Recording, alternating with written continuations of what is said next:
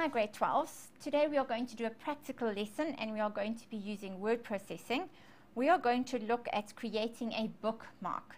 Now a bookmark is almost like a bookmark in a book that you're actually reading physically, but instead it's electronic in a Word document, and it just allows you to move around in a long document quickly. So here's how to create a bookmark. First of all, you highlight wherever you want your bookmark to be. You then are going to click on Insert, and in the links group we are going to click on Bookmark. And the first thing you have to do is you have to give your bookmark a name. Now there's a few things you need to remember when you are giving your bookmark a name, grade 12s, and that is that you cannot have spaces in between your words. So if you are going to give your bookmark a name consisting of two words, you cannot have a space between the two words. So I am going to call mine energy saving, and you'll notice that I haven't put a space in between energy saving. Once you've typed in your bookmark, you are going to say add, and then I can go anywhere in my document, and if I want to go back to my bookmark, you can press function key 5 on your keyboard and it brings up the find and replace dialog box, and in the go to what pane I'm going to click on bookmark, and then on the right hand side it comes up with all the bookmark names that I have. You're going to click on the drop down arrow, we're going to click on energy saving, and we are going to say go to, and it takes us straight to the bookmark that we just created. So that's very, very simple when it comes to bookmarks. Now, you can also use bookmarks as a cross-reference. So we can click anywhere in your document, and we are going to go to References, Insert, and we're going to go to Cross-Reference. And then in the reference type, it asks you what kind of cross-reference you want. And in this case, it's a bookmark. We wanted to insert as a hyperlink, and then for which bookmark we are going to choose the energy saving bookmark. I'm going to say insert and close. So now if I rest my mouse on where I inserted the bookmark and I hold the control key and I click, it's going to take me straight to where the bookmark was created as a cross-reference. So that's quite simple when it comes to bookmarks. Also, once you've added a bookmark, you might want to delete your bookmark. So again, we are just going to go to Bookmark. I'm going to click on the bookmark that I want to delete, and on the right hand side I'm going to choose Delete and Close, and you've deleted your bookmark. Right, grade 12, let's take a look at tracking changes. Now you might want to know what tracking changes are. Tracking changes are insertions in a Word document that you can turn on when you are editing a document to share it with somebody else, because they can actually see the changes that you make. Let me show you how. You click on Review tab, and in the tracking group we are going to click on the drop down arrow next to track changes, and we are going to activate the track changes. Now there's a number of options you have with your track changes, so I'm going to click next to Show Markup, and in the Show Markup it'll allow the person who's going to see your document to see the comments, to see the insertions and deletions, any formatting changes you make, and all the areas are highlighted. So let me give you an example. I am going to highlight the word initiative and I'm going to delete it, and you'll see that it's put the word in red and it's put a line through it. So the person who's going to read my document knows that I've deleted the word initiative. If I wanted to put a comment in, I'm going to click on New Comment, and I'm going to say something like, use another word for hibernation. Whoever's going to correct my document now will hopefully use another word for hibernate. If I now highlight this line and I make it underlined and I make it bold, on the right hand side you can see that it is formatted to bold and underline. So now once you're done with your document and you've sent it to the person who's going to edit it or make their own changes, and the changes are made, you make the changes in the following way. In the changes group, I'm going to click on accept, and if I'm happy with all the changes, I'm going to say accept all changes in document, and then you can go to next, and it says you want to continue working in the beginning, and I can say yes. And if I don't like the comments, I'm going to right click it and I'm going to say delete. So now if I'm happy with my document, I'm going to go to final show markup, and I'm going to click on that, and I'm going to say final show markup, and all the changes have been made. The gray pane has been taken away on the right hand side, and your document looks completely normal again. So tracking changes is quite simple to use, and you will generally only use tracking changes when you are going to share your document with somebody else. Right, grade 12s, we are moving on to line breaks and widows and orphans. Let's look at line breaks first. Line breaks are forced breaks that you are going to put into your document. You do know by now that when you come to the end of a page in Microsoft Word, it automatically puts in a page break for you. But the page break might be put in the middle of a paragraph, and if you don't want that, you can go and put your own page break in before Word's page break. So to do that, you just click with your cursor where you want the page break to occur.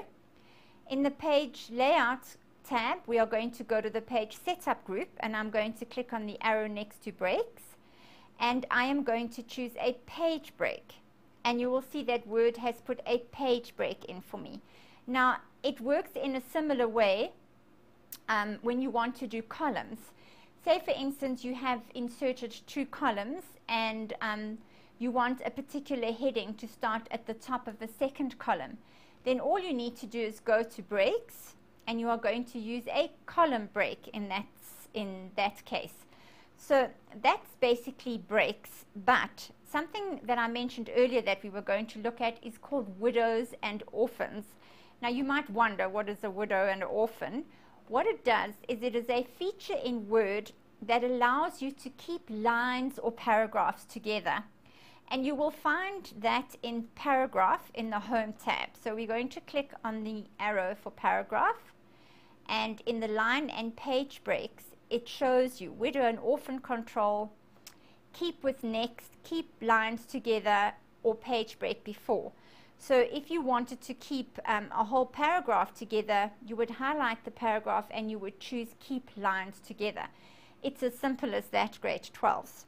So that is basically the section on widows and orphans and line breaks. In the next section, we are going to look at revising electronic forms, and then we are going to import that electronic form data into a spreadsheet.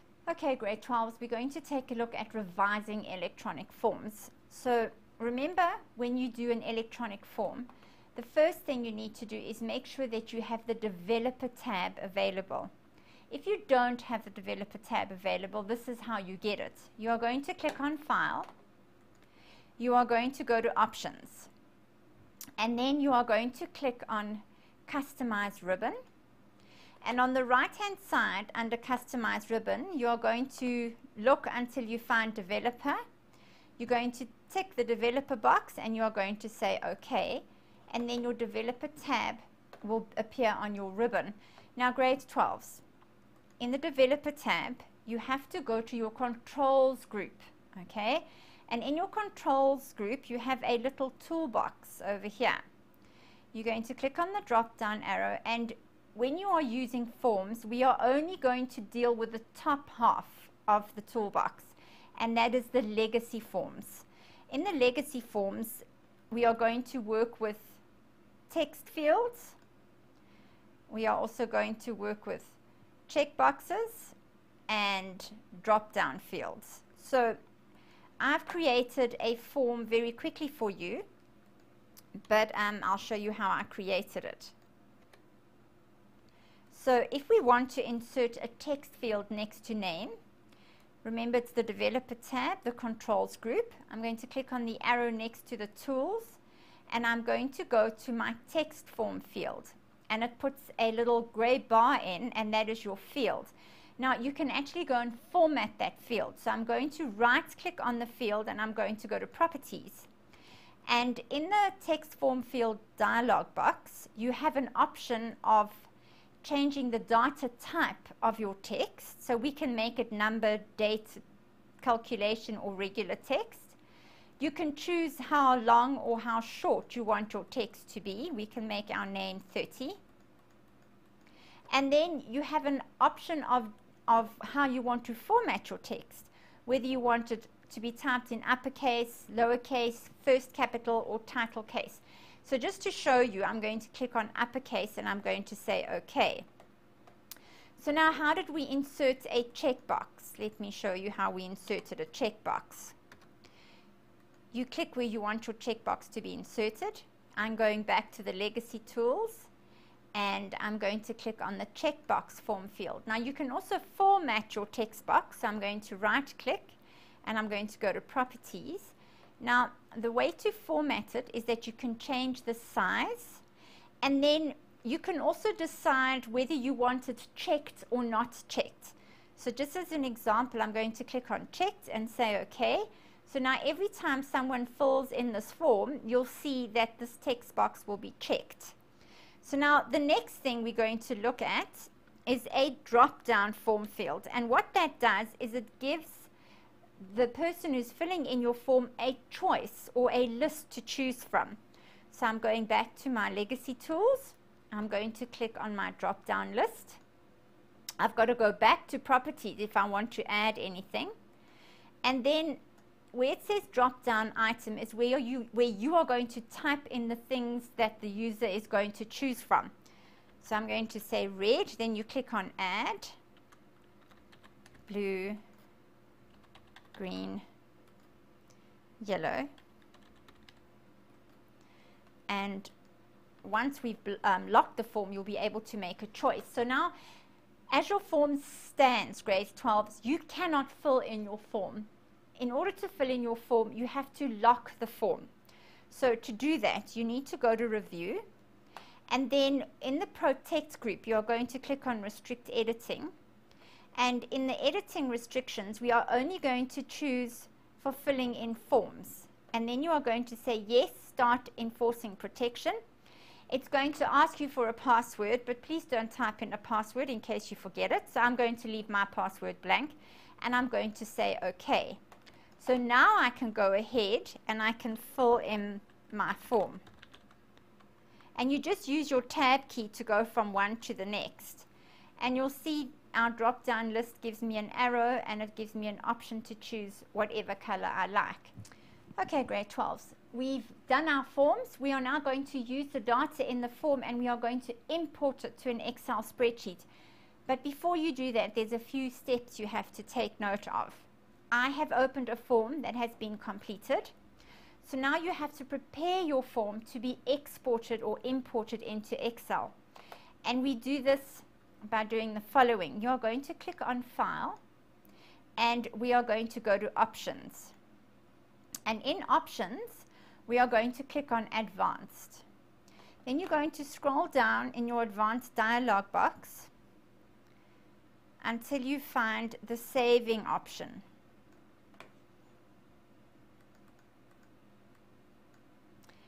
And underneath Save, it says Preserve Fidelity when sharing this document. And you are going to click the checkbox that says Save Form Data as a delimited text file. So what a delimited text file is, grade 12s, it is a file where the information is separated either by a comma or a tab. So once you've done that, you are going to say OK. And then we are going to save this. So we're going to go to File, Save As. Can you see immediately it's going to save the form as a text form? So I'm happy to call it Form and I'm going to say Save. It's going to show me what it looks like. Can you see the data is separated by commas? I'm going to say OK. And then I'm going to close my form. And then you can see the text form over here. I'm going to open my Excel spreadsheet where I want the form imported to. Right, once you've opened your Excel and you're ready to import your data, You're going to click on data. We are going to go to get external data, and we know that it's coming from text, so you're going to click on from text. Then you have to go and find wherever your data was saved.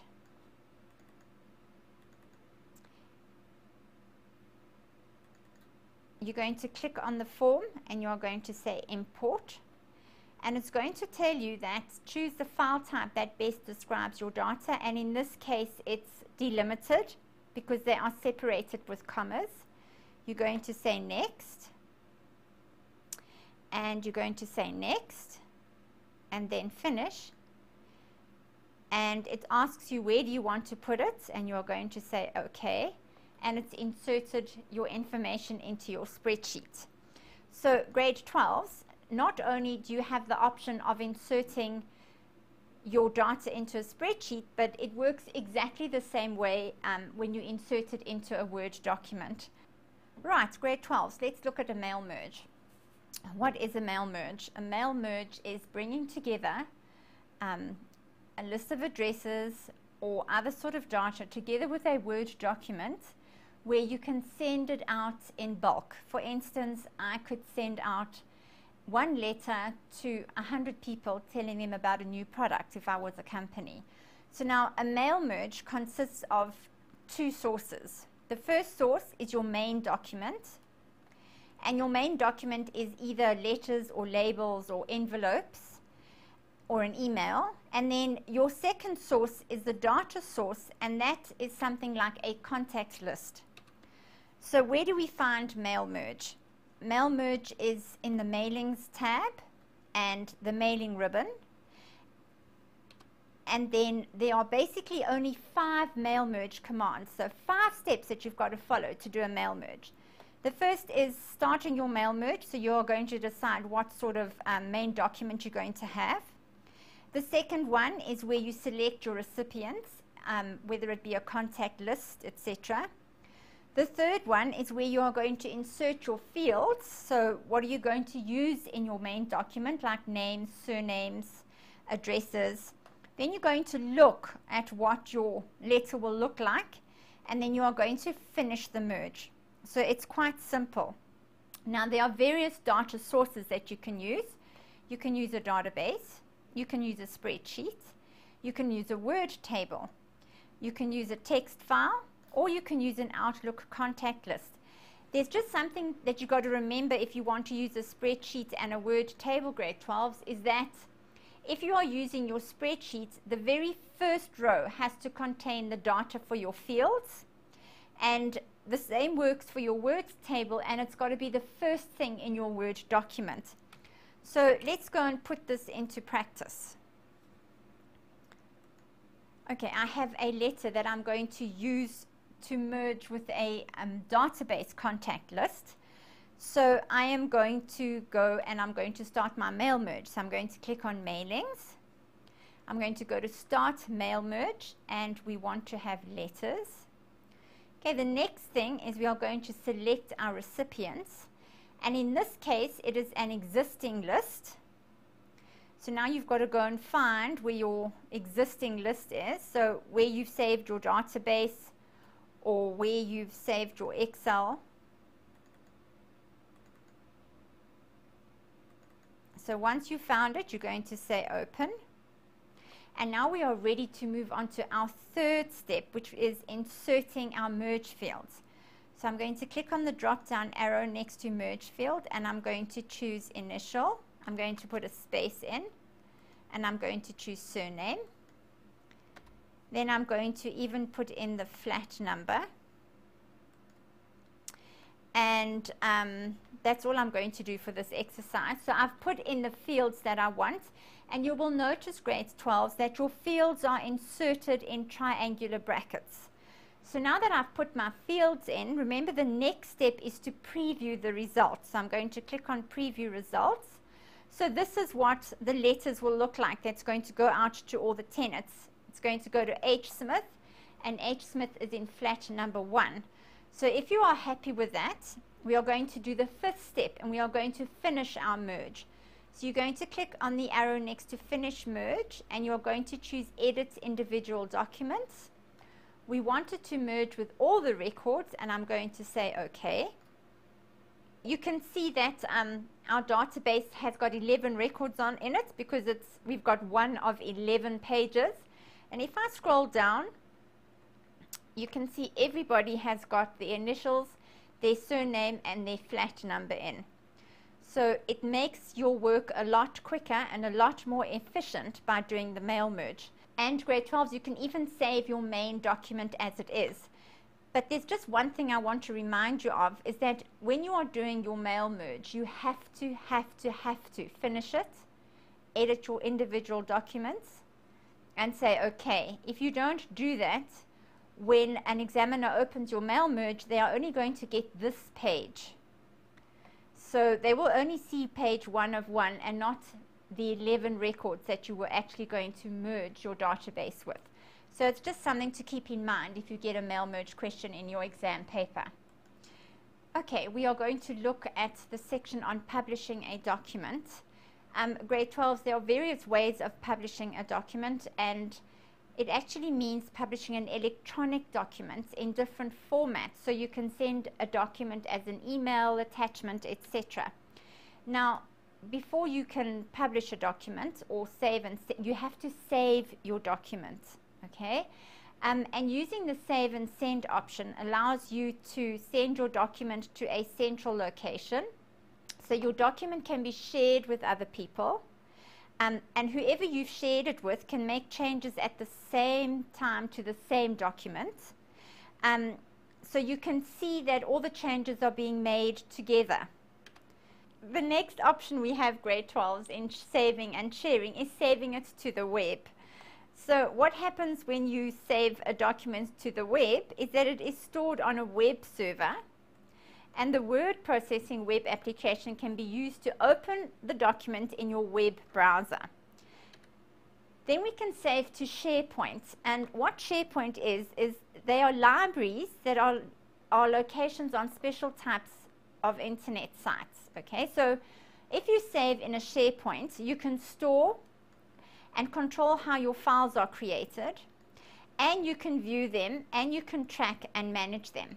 At the same time, other people have access to the files, so they can also read and edit them, and changes can be made to the same copy of the document, which is quite useful when it comes to a number of people working on the same document. And then we've got publish as a blog post. I'm not going to go through this because we actually published a blog post in a previous lesson, so it was actually quite simple and straightforward. And then we have different file types. Now, we've learned of file types before grade 12s. You have read-only. So a read-only file or a readable file cannot be edited. It can only be read, whereas an editable file can be changed by somebody else. So if you want to publish your document as a readable file and not editable, you save it as a PDF or XPS or in HTML format. And if you want your document to be read and edited, you can save it in basically any text editing program. So now this is how you change the file types. To change the file types, you're going to click on Change File Type. And then in the right-hand pane, it's going to tell you what options you have to change the file type to. So you have an open document text. You can save it as a template. You can save it as plain text, etc. So that's pretty easy. So once you've made your choice, you just need to click on Save As, and then it'll give you an option to click on OK.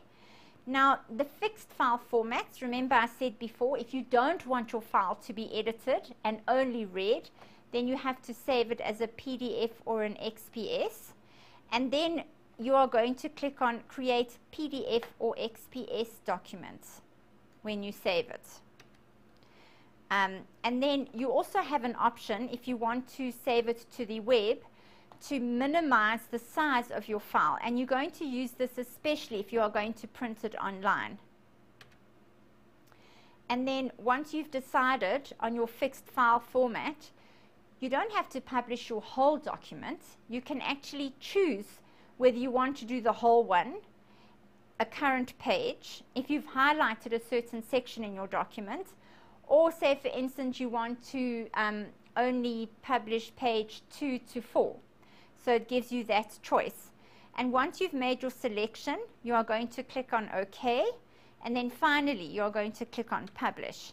So let's quickly go and look at that in practice, grade 12s. So I'm going to go to File.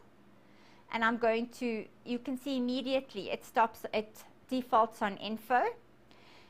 And I'm going to click on Save and Send. And here's all the options that I spoke about earlier. You've got Send using an email, Save to Web, Save to SharePoint, Publish as a blog, change the file type, and here is how to create a PDF or XPS document.